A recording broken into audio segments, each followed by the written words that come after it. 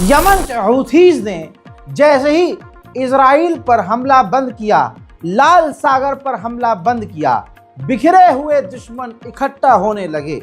हजरात, डर ये भी था अब कि सऊदी अरब और यूएई जो इजराइल के और अमेरिका के गुलाम हैं, कहीं ऐसा ना हो कि ये दोनों मिलकर यमन के हूथीस पर हमला करना शुरू कर दें।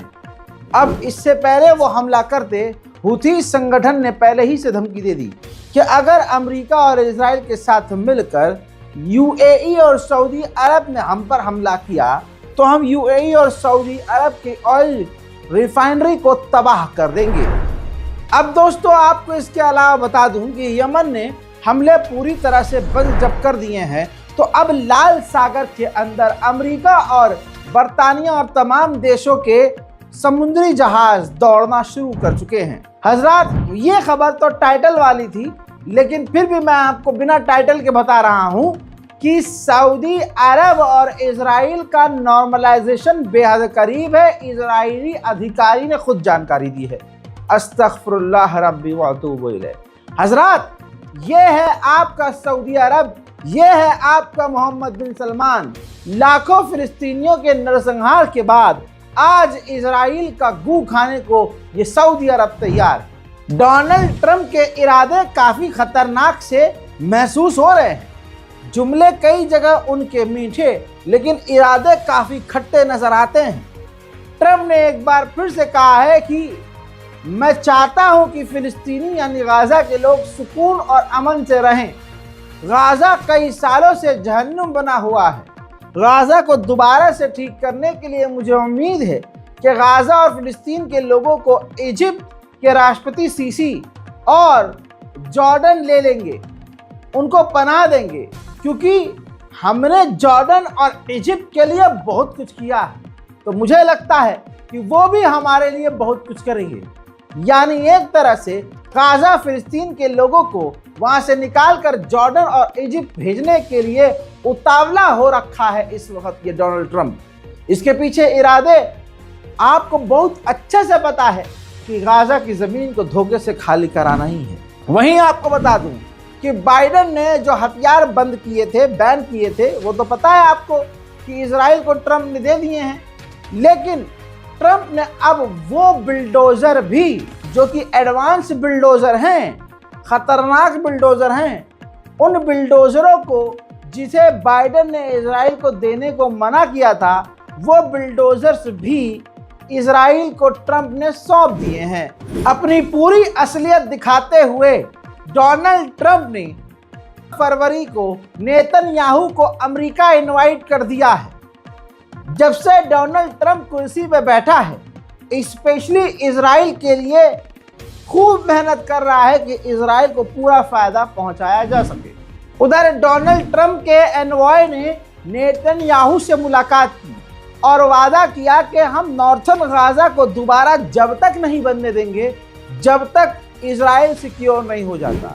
जहां एक अमेरिका में बैठा हुआ सुअर का बच्चा कह रहा है कि गाजा के लोगों को निकाल कर दूसरे देश भेजकर हम गाजा को बनाएंगे, उसी का पालतू कुत्ता नेतन्याहू से आके कह रहा है कि हम नॉर्थर्न गाजा बनने नहीं देंगे जब तक आप सिक्योर नहीं हो जाते।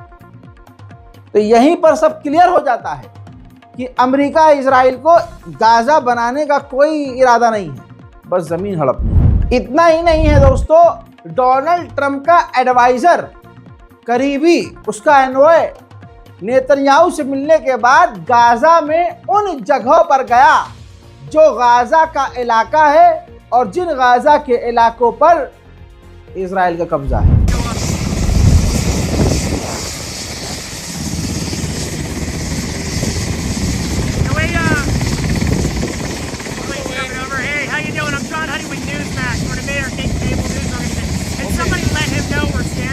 Yeah, okay. Don't know who we are. Do we stay here? And Yeah, absolutely. I do want to rush him.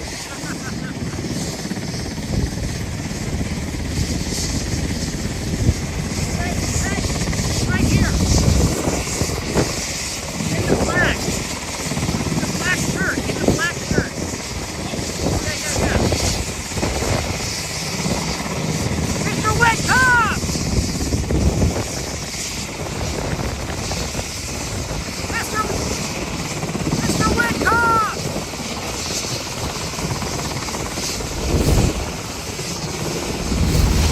वहीं इजराइल लगातार हमला लेबनान पर कर रहा है। ये कौन सा सीज फायर है भाई?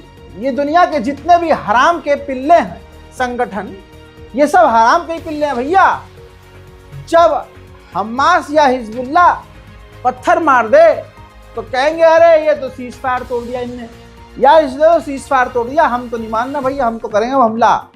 लेकिन जहां लेबनान खामोश है, हिजबुल्ला खामोश है, इजराइल पूरा फायदा उठाते हुए अब बमबारी कर रहा है, गोलियां दाग रहा है, शुरू से हवाई हमले कर रहा है, ड्रोन हमले कर रहा है। ऐसे खौफनाक मंजर आप देख रहे हैं, आपको लग रहा है कि ये जंग नहीं हो रही है, आपको ये सीज फायर लग रहा है। दोस्तों, ये है इजराइल और ये है इजराइल का घटियापन। इसके अलावा लेबनान में इजराइल के खिलाफ जो लोग प्रदर्शन कर रहे हैं, उनके पीछे लेबनान में ही इजराइल के टैंक दौड़ रहे हैं, उनको दौड़ाया जा रहा है, इजराइल के टैंक उनको दौड़ा रहे हैं। और दुनिया के तमाम बड़े संगठन, ऑर्गेनाइजेशन चुपचाप देख रहे हैं।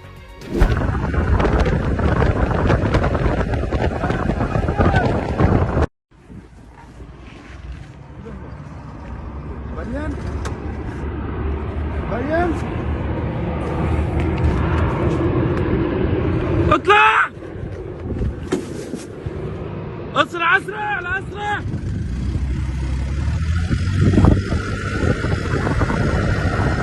خفف خفف خفف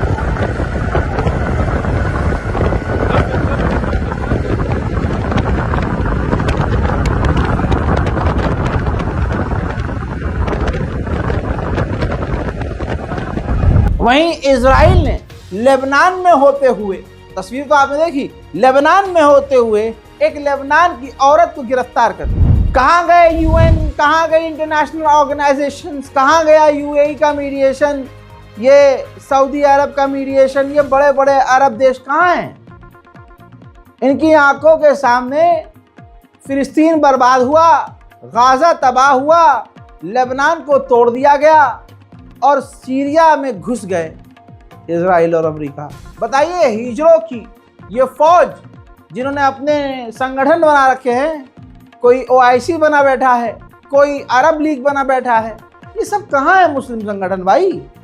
इनको किसी चीज़ से मतलब नहीं है। इनकी भाई अब बीवियाँ पाल रखी है इन्होंने, 3-3, 4-4, इस्लाम के ठेकेदार बने हुए हैं, इस्लाम के कानूनों का फ़ायदा उठाते हुए 3-3, 4-4 बीवियाँ बनाई हुई है, उन्हीं के साथ अपने मशगूल रहते हैं भाई अब दिन रात।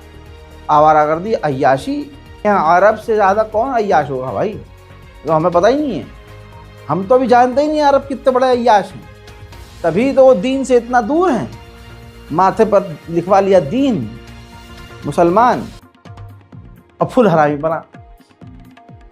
सोचने वाली बात यह है कि लेबनान में इजराइल ने अब ऐलान कर दिया है कि जब तक हमें ठीक नहीं लगेगा, हम जब तक लेबनान में रहेंगे बाहर नहीं निकलेंगे। मैंने यह बात पहले, बहुत पहले कही थी, जब लेबनान में सीज फायर हुआ था। मैंने कहा था इजराइल पर भरोसा करना सही नहीं है, इसका पीछे हटने के बाद ही हम यकीन कर सकते हैं कि यहाँ हट गया। जब ये कहता है कि हम निकल जाएंगे या हम सीज फायर, नहीं निकलता ये। इसी तरह से सीरिया के अंदर का सुन लीजिए, इजराइल इसी तरह से सीरिया के अंदर पैर जमा चुका है। जोलानी की सरकार ताता थैया कर रही है, सिर्फ शिया समुदाय को कत्ल कर रही है, ईसाई समुदाय को वहां कत्ल कर रही है, लेकिन इजराइल की तरफ आंख उठा के देखने में जोलानी को पैखाना लग रहा है। तो अब बता दूं कि इजराइल ने सीरिया के अंदर मिलिट्री एयरपोर्ट बनाना शुरू कर दिया है।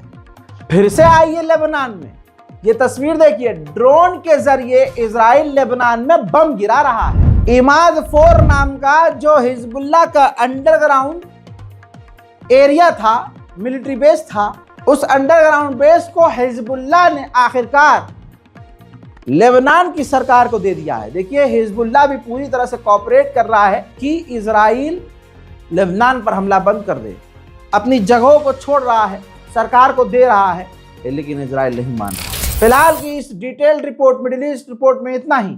रिपोर्ट को शेयर कीजिए, दुआओं में याद रखिए। जय हिंद।